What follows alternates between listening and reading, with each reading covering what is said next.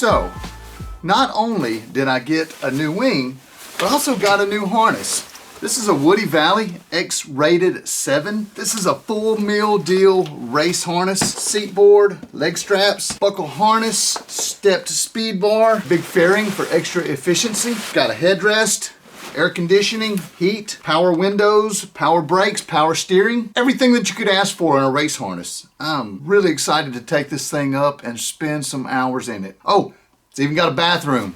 It's right down here. Yeah, you can look up all the features. I'm not gonna go through all that. There's plenty of videos that are that. It really is comfortable. It's got a lot of room, a lot of storage. The Super D-Lite 2, nothing was wrong with that harness. It was very, very nice. But when I had all my gear with me, there was not room to put another napkin in that thing. All the zippers were like bulging when I zipped everything up and stowed everything away. And again, there was no issue with it. It's actually very nice to have everything fit exactly right. Sometimes I like to carry extra stuff, and I figured if I was going to get another type of harness, I've had an open face harness. I've had the D-Lite 2 it's a lightweight pod harness. This is the only other type of harness that I've never owned is a full race harness. They're made to sit in for long distances and do hella miles, and they're comfortable, and it's got a double reserve. It's also got a drogue chute. I got this thing used, and they don't come with them, but it's got an anti-G drogue chute, so that if I need to spiral down out of something that I don't like, I can just deploy my drogue and do a spiral and get about a 3,000 feet per minute descent without getting G'd out. And that's a huge safety thing if somebody goes down and you need to get down there to help them, or if you're getting cloud sucked or something overdevelops and it's time to get down right now. That is the best way to descend, is to deploy your anti-G drogue chute and do a hard spiral and spiral all the way down to the ground, and you can get down pretty quick. If you've not looked into those, they're pretty neat. Now, I know that my channel is mostly paramotor. I guess I'm just going to shift gears a little bit. I'm still going to be doing a lot of paramotor stuff, but I also wanted to include some free flight stuff this year. I've just never delved into it. I feel like I've got enough experience now that I can share some things. The sports complement each other, so there's that. Let's check it out. So I'm gonna mount this round reserve on my left side, and I'm gonna put the old trusty Beamer 3 over on the right side, because my typical deployment is from the right side. I say typical. If I ever have to throw the first one, it'll be the right one. And then this other one's going to be the backup, this round reserve. I'm not going to go for it first, so just kind of, I got two reserve pockets inside this harness. So I'm going to toss this one in here, put the Beamer in the other one. This harness comes with its own Y bridle, so I'm going to route this thing down here and tuck this thing away nice. Check it out. If there was ever a reason in this world to have offspring, it's so that they can help you fold up your round reserve and repack it. Yeah, thanks for the help, Ian. Daddy appreciates it.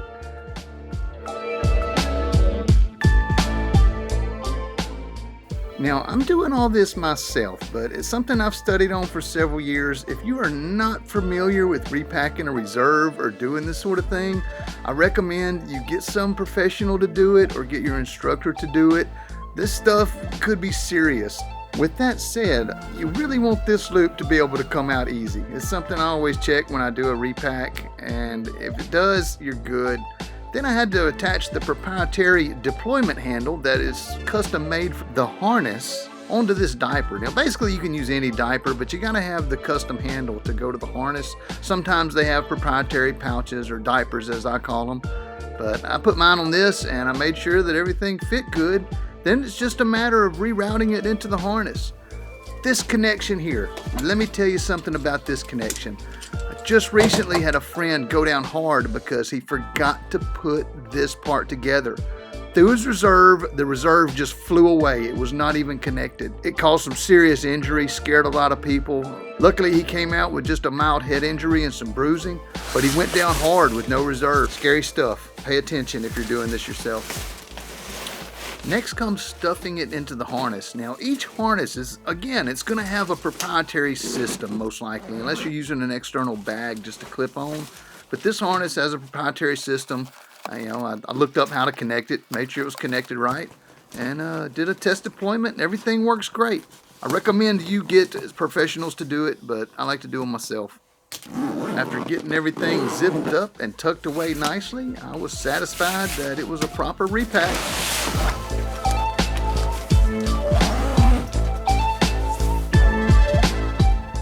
As mentioned earlier, the anti-G drogue chute can be a life-saving tool. So this one had one connected to it. I just wanted to make sure it was connected, and I was stowing it in the little pouch here so that when I deploy it, it comes out the way I want it to. And with these little drogue chutes, you can actually disable them in flight after they've deployed. There's a little handle that you can pull, and you can just reel it back in and stuff it back in your sack if you have the altitude, or you can land with it streamering behind you. But I was happy to check that out. Now, the Beamer 3 Reserve, I pulled it out of my lap mounted pouch. I usually throw them when I pull them out, but this one's not due for a repack yet. So I pulled it out carefully and reattached the diaper that it was in to the proprietary handle that goes on the other side of this harness. And again, I'm just gonna attach it. Now this one's gonna attach a little differently.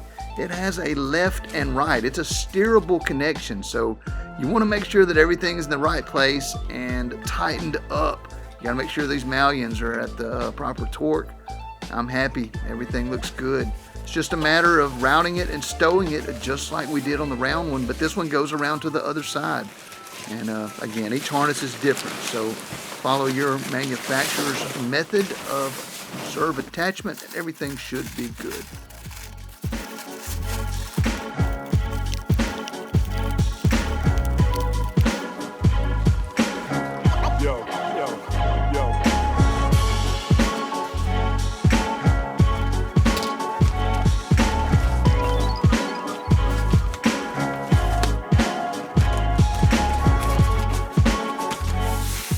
Tuck everything away, zip all the zips up, and it should be ready for deployment at a moment's notice.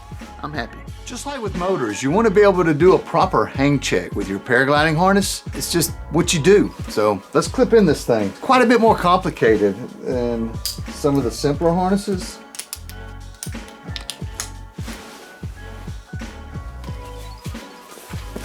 And those beaners have a tight gate on them. Hope that doesn't become an issue. All right, let's see how we're hanging. I'm always nervous when I do this. I was the one that installed the stuff in the ceiling. Looks like a speed bar. Of course, I'm gonna have that hooked to the wing. And that's really what I'm doing here, is I'm trying to get this stuff sorted so that I can put my speed bar on. All right, I got a really nice flight deck. I don't know where these go. Oh wait, here's something. Something right there, right there. Yeah, that's why you'd rather do this stuff here than out in the wild. Pockets on the side. Got a camera pocket right here. Camera pocket right here. Got tethers on it. One of the coolest features. I wasn't lying about the headrest. It's got a headrest so that when you're cruising along, I guess you can rest your head. Wait to take this thing out. You can tighten up the distance between the carabiners with these adjustable straps so that if you get into turbulence, you can tighten it up and it's not as uncomfortable of a ride. But if you want to let them out, then you've really got some good weight shift authority in this thing. Our reserve handles are easily accessible. Feel them nice and close on both sides. Anti-G drogue speed system goes here. Yeah, better to make all the adjustments down here than to get in a bind up there somewhere. It's got a hook knife, so if you need to go slicing some stuff. All right, and now I'm gonna push the speed bar. See, the speed bar is a little high in the harness, so I want to lower it a bit. Let's try that. I've got everything Velcroed and tethered, and we should be good to go for the test run. Yeah, plenty of room. I could like cram more stuff on here. It's a really substantial flight deck. Happy about that. So look here, that's it for the harness setup. I'm gonna leave this video just the harness. The next video is gonna be the flying. I actually went out to the airport a day or two after this, and I got to fly the thing. So tune in for the conclusion of the big free flight setup finale. Feel free to subscribe. I like subscribers. The count seems to be going up. Much love and thank you for all of you who have subscribed or gave me a thumbs up on a video. It makes me feel good that you guys like these things because I enjoy making them. I enjoy flying, so it just goes hand in hand. But I got some good content coming in the future. Stick around. Much love, everybody. Kyle out.